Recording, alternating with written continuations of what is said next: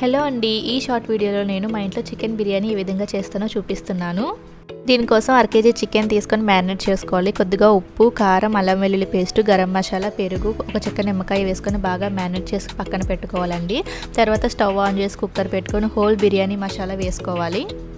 తర్వాత 2 medium size ఉల్లిపాయలని cut చేసుకొని వేసుకోవాలి. 5 పచ్చిమిర్చి, ఒక మీడియం సైజ్ టమాటా వేసుకొని బాగా కలుపుకోవాలండి. ఇవి బాగా వేగిన తర్వాత కొద్దిగా అల్లం వెల్లుల్లి పేస్ట్ బాగా వేగినంత వరకు మూత పెట్టుకోవాలండి. తర్వాత ఇందాక మ్యారినేట్ చేసిన చికెన్ వేసుకొని చికెన్ బాగా ఉడికేంత వరకు మూత పెట్టుకోవాలి. విధంగా చికెన్ బాగా ఉడికిన తర్వాత గ్లాస్ బాస్మతి రైస్కి గ్లాస్ అంప వాటర్ అయితే సరిపోతుందండి.